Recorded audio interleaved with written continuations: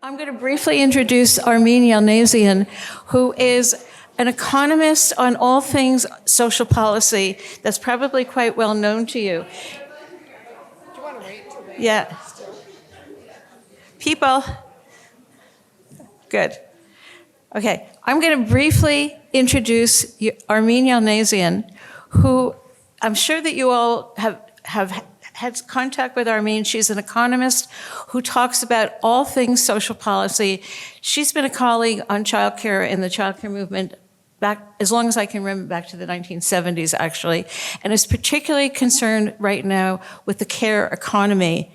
And she's going to be talking to you. I think that she's going to pick up some of the threads about some of the things that we've been talking about today very eloquently. So Armine, take it away.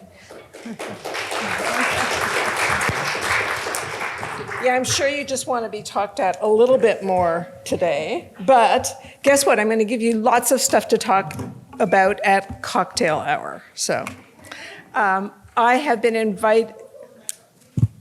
Yes. Hi, everybody. Thank you for organizing this. Hi, Kate. Thank you for organizing this today. And I just want to say that I have not been invited to talk to you today, particularly about ownership issues in childcare, but rather the big picture for the evolving ownership of the care economy as a whole.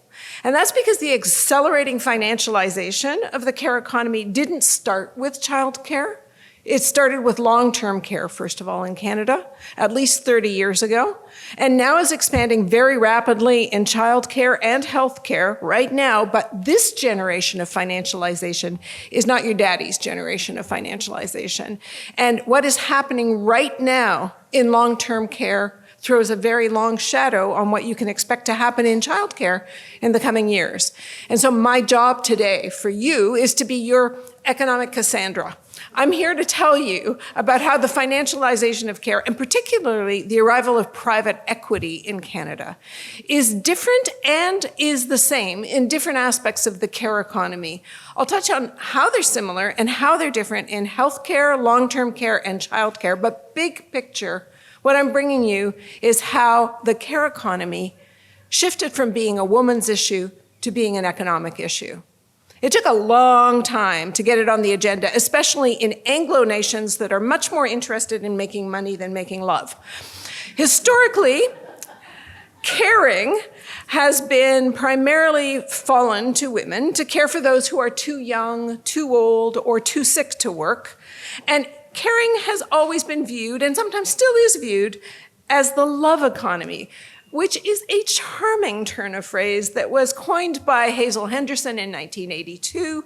And I just want you to know that an economy has long been viewed as a baked good, often a pie, as in, let's bake a bigger pie.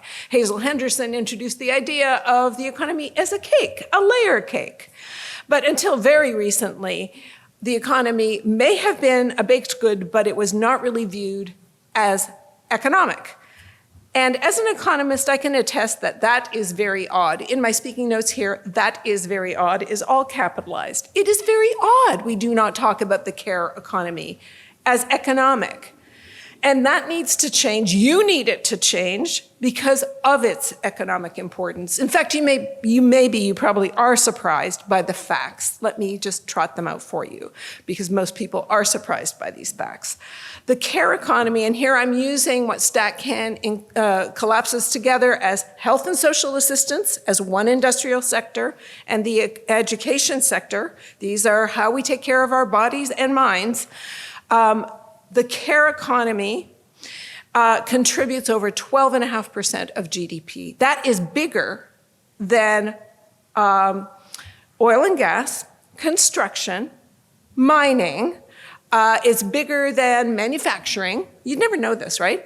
The only thing that it's rivaled by is real estate, and you do not want your economy run by real estate. Okay, so that's on the contribution to GDP side. And you'd never know that economists or decision makers or politicians were aware of that, because when they talk about economic growth and the need for innovation, they've got this thing sitting right in the heart of the economy that they could be triggering to have better growth, more sustainable growth, more innovation. And yet, here it is. It can transform lives, and it is absolutely poised to grow, and it is invisible in most of our economic discussions. And here's another I bet you didn't know. Did you know the care economy already provides over 1 in 5 jobs in the Canadian economy? It has no peer as a source of income for Canadians. In fact, that makes it having the potential to be the backbone of the Canadian middle class, just like manufacturing was in the 1950s to the 1960s. But we treat it like a derivative of the economy, a nice to have once we've gotten through the real job of public policy, which is to grow the economy. But we cannot sustain economic growth right now without the care economy. It has become the foundation of economic growth, and there are 3 reasons our awareness of the role of the care economy has changed dramatically in the last few years. Reason number 1, the pandemic. It raised the uncontested reality of the care economy as the social infrastructure of the economy, just as critical to our functioning economically as roads and bridges, water and electricity. Reason number 2, population aging. Population aging didn't happen since the pandemic. It was happening in really stark terms just before the pandemic hit. In the summer of 2019, we saw unemployment rates we had not seen since the early 1970s. And the reason for that was that just like any nation that had a baby boom after the Second World War and saw their birth rates fall over the last 40 years, more people had started to exit the labor market than were entering the labor market, making the labor market extremely tight and unemployment very low. This was not an economic growth reason, this was a demographic reason for this kind of awareness of what the role of the care economy plays. And that's why we had such a surge of newcomers. Of course, that didn't just happen in Canada. That happened around the world, wherever there were labor shortages. But we got the gold on the Olympic podium in terms of the number of newcomers coming to the country in the past 2 years. And number 3, reason 3 we look at the care economy differently is financial. Because of population aging, because of climate change and geopolitical tensions, economic growth is slowing in all of the richest nations of the world. Investors are having a very hard time making money.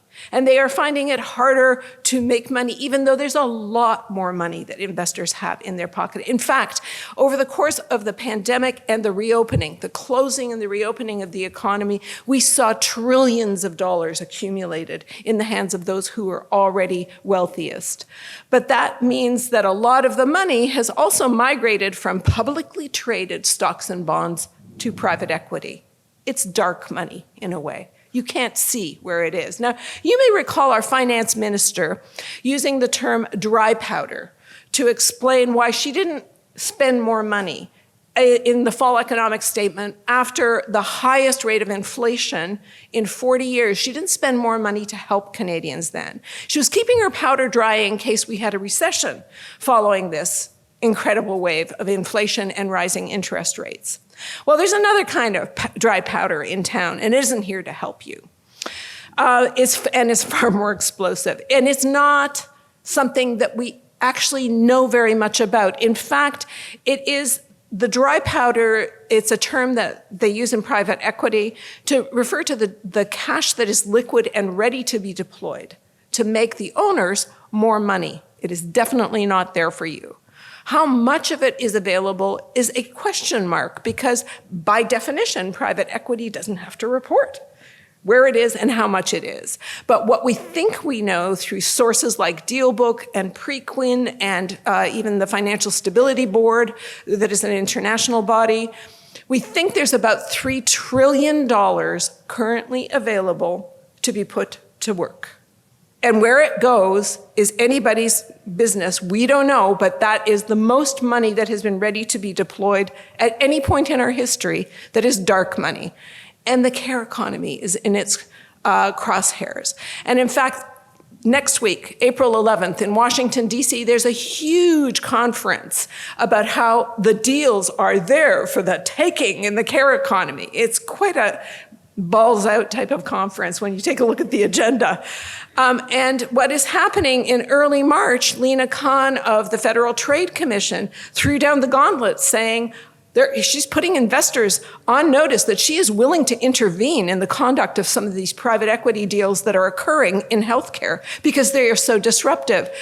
At the same time, the US Senate is studying how they are operating within hospitals in the US. And California just tabled a bill that aims to actually forbid private equity in the healthcare economy. Here in Canada, we are walking into a predictable disaster with our eyes wide shut. We need to pay much closer attention to what is happening in the US, in the UK, in New Zealand, around the world, largely because of the three things we have learned in the past few years, these three incontestable facts. Number one, care workers go to work so that everyone else can go to work. If there aren't enough care workers to do the job or qualified well enough to do the job, more workers that aren't in the care economy will be unable to do their work at their full potential. They will be doing more unpaid work. Now, I don't want to fetishize paid work, but we are in a brand new moment, economically speaking. In a few years, 1 in 4 Canadian is going to be a senior. That's the largest cohort of elderly that we have had in our history. And we will have the smallest working age cohort we have had since the 60s, and not for a few years, but for a few decades. And not with a background rate of growth of 5 to 6%, but with a background rate of growth of 1 to 2%. That means that it would not take much to push the entire economy, not into a recession, which is usually 2 back-to-back quarters. We're talking about a recession, a continued constraint and contraction of the economy for potentially years if we don't play our cards right. So that's thing one. And that is, by the way, happening around the world, and exactly why in places like Canada and elsewhere, we are noting a rapidly growing demand for paid care services, a rapid expansion of government financing, and a super light touch on the rules so that we don't constrain expansion when it's so needed. The care economy is turning literally into an economic Wild West. We need to rein it in. Thing number 2 is, these are the perfect conditions for attracting private sector investors. But this is a very particular type of investment. It is not publicly traded companies, which by and large need to tell you what they are doing, but private equity, which by and large will tell you nothing unless they want you to know it. These companies have fewer legal requirements, fewer legal restrictions, and generally are able to shield themselves both from scrutiny and from responsibility and liability because of these incredibly insane complex corporate structures. I just published a piece yesterday in the Star talking about the 6 companies named in class action suits that the Superior Court of Ontario permitted to go through. And it was initially thought it wouldn't get through because the Ontario government passed a piece of legislation in 2020 that shielded itself and corporations providing care from indemnity. They indemnified any caregiver during the pandemic so that they wouldn't get sued. And they knew exactly why they were doing it. And so they thought they wouldn't get sued. One of the legal counsel said, Judge Morgan said, this law does not protect you from gross negligence. And that's what they're going. Now, that's a steep legal hill to climb, don't get me wrong.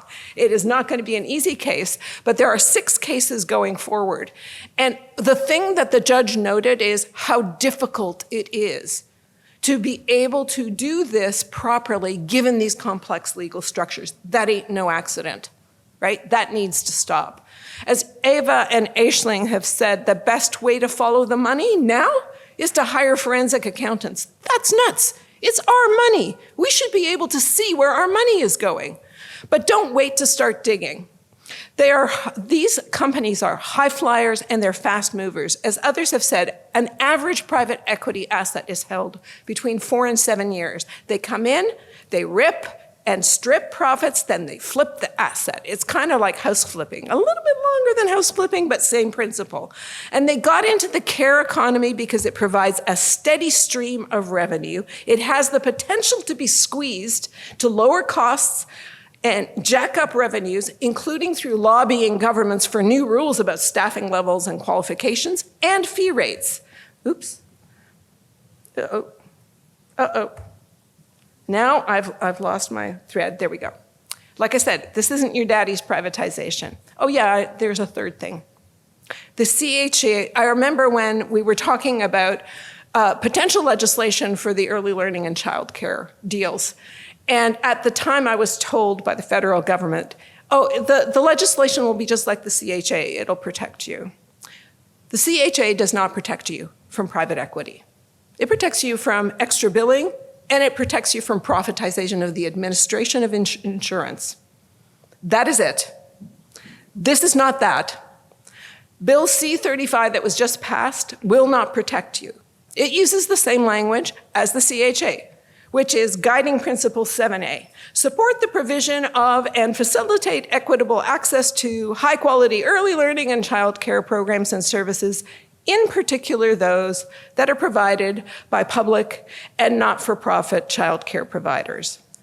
That is it. That is the only time the word profit is mentioned. It does not restrict the transfer of funds to for-profit providers, and it will not restrict the growth of for-profit care. It certainly will not prevent the incursion of private equity. We got to get going on this. Worse, we don't even know what is happening in Canada under our own nose. When we talk about privatization, the type of privatization that is going on is no longer big box in childcare, or user fees in healthcare, or chains, unscrupulous chains in long-term care. No, no, no. It is private equity, and its MO is to rip and strip profits.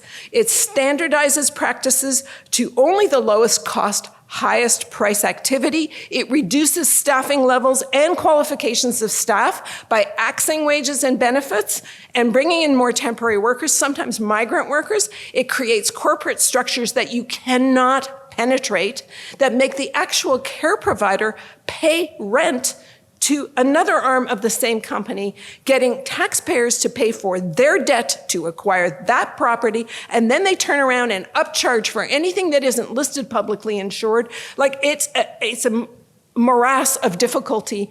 The Norwegians call it the tapeworm economy. They call it the tapeworm economy because a tapeworm is a parasite that absorbs the nutrition from public funds, weakens care, and degrades jobs. And we are sleepwalking through the introduction of a tapeworm into our care economy. I say we are sleepwalking, that's at best. At worst, we are actively rewarding these companies, as I documented in my latest column for The Star. In fact, my last 3 columns are about the introduction of private equity into the care economy. They're worth a read. So I am learning as fast as I can. I don't see anybody else doing that publicly in Canada. And I have begged researchers to do that. I have begged the federal government to do the same. What they learn will not only be relevant for what is happening in the provinces through the conditions they place on federal transfers and through the willingness to enforce the conditions they have done, it will be setting the tone from the top.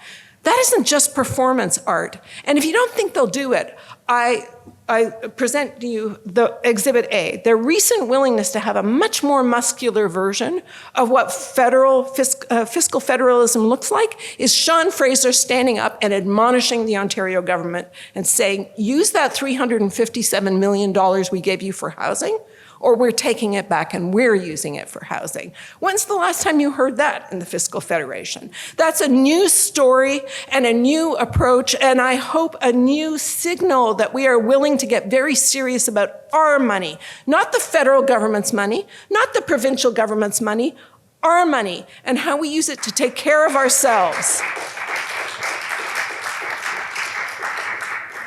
So it's really not just up to public servants, though there's an army of public servants that can be harnessed to do this at the federal level, and I don't see anybody doing it at the Competition Bureau or anybody, but let's say I don't know what's going on. It isn't just somebody in a dark room doing this and informing their political masters. I want to thank the organizers of this event for putting us in touch with one another. Let's keep in touch, and please, please, Michelle, make sure that the negotiators of the workforce round of QUELC knows how and why they should be focusing on qualifications of workers and wage grids as a substrate of why we are negotiating right now. We have the strength in numbers, and we are dealing with those same forces around the world. That's what this whole day has been about. The same thing is happening around the world, but not just in not just in childcare. It's happening in healthcare, it's happening in long-term care, it is happening in the way we care for one another, because that's one of the last places left to make money. And what will happen when they make money is we lose care. We lose control over our collective power to act. Now, somebody said, it's hard to fix things when we're playing from behind. We're expanding and then we're trying to fix what we put into place. Well, yeah, we are. But you wouldn't be okay with the disqualification or the dequalification of doctors and engineers. Why are we okay with the dequalification of people that try and make our children the best learners they can be, the best humans they can be? And a gentle reminder, even doctors and engineers didn't fall off the turnip truck with qualifications. You bring them into place. So you start where you are, you use what you have, and you do what you can, which brings me to 3 solutions. We are driving very fast into the future right now.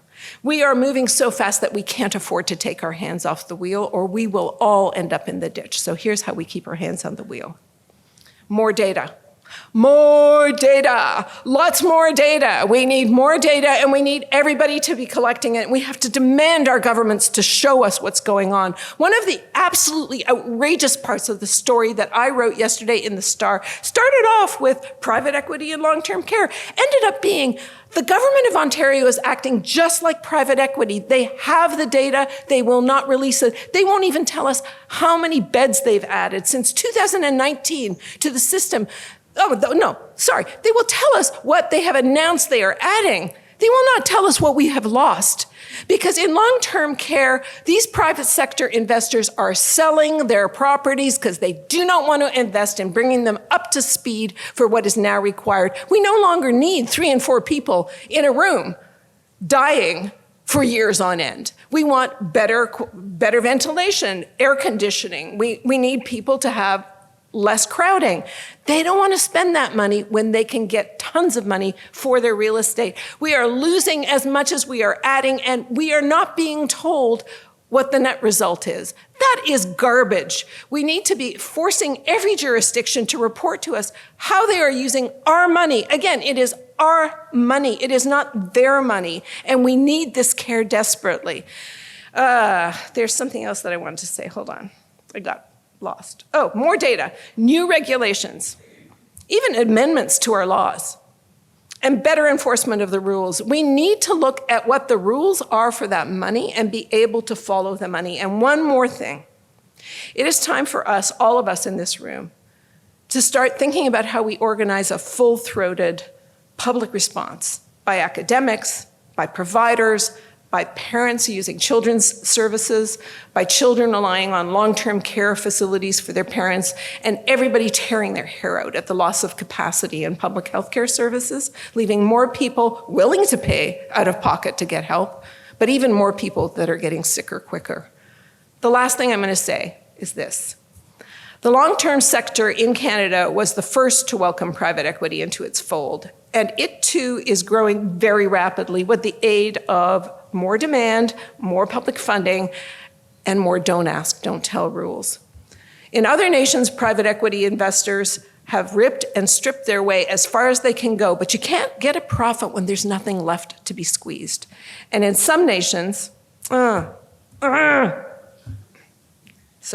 in some nations, 20% of long-term care providers have gone under because of the incursion of these investors that can no longer make money, and they can't afford to pay the debt of these investors. Where are elderly people supposed to go?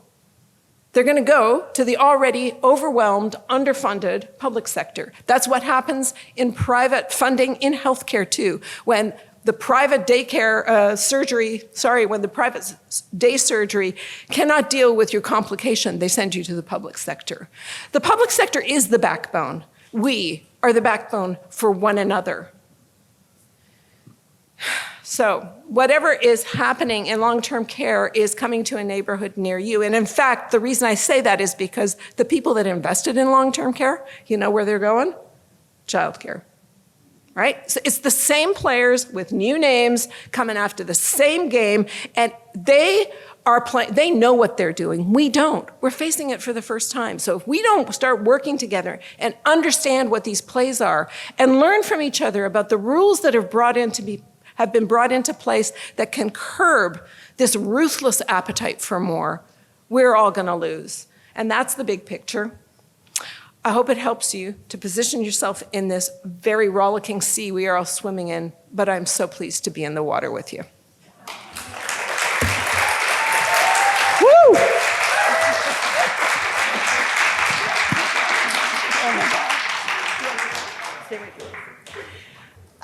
Well, that's just the kind of kick-ass reminder of what is at stake in what looks like a kind of tame question, right? Who owns childcare? Who should own childcare, right? It's our own sleeper. So I just can't say enough for putting the pieces together in such a valuable way. I'm pretty confident people probably at least have a couple things they want to say or hear or ask Armine. Is that right? Is anybody going to Anybody need to say something, or you're just still you're just going to vibrate? All right, fair enough. In that case, Ava. Kate, can you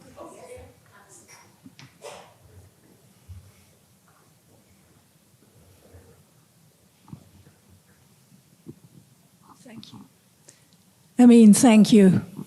Especially that bit you put in about the forensic accountants that are absolutely crucial to our joint enterprise. I just wanted to provide some news from the UK, which may be of interest and maybe not, and I don't know how positive it is. But of course, the elder care sector, adult social care sector, was financialised before childcare, and there were massive collapses. One day, 20% of the sector collapsed because a major provider went bust, and then another major provider went bust, and the government intervened. And one of the interesting things that I've seen happen is that the Care Quality Commission, which is the inspector and regulator of that sector, has now been strengthened with financial teams that must look at the finances and the construction. They have financial, forensic accountants on board, I would say, of the companies that they're looking at. That's not the only thing. What we've also seen that in adult social care, the size of the companies has shrunk. They're no longer being extended to the extent that they once were. And of course, as I understand it, the discussion amongst the private equity firms is that childcare is the next hot market to turn to. But I've also been in discussions where they've been saying, well, we've got to be careful, we can't go the way we did with adult social care. Okay. Well, thank you for that. All right. Can I say something? Yeah, of course. This will work. Yeah, this works, okay. Yeah. Well, isn't that what this whole group of people is about, is early learning and keep learning, right?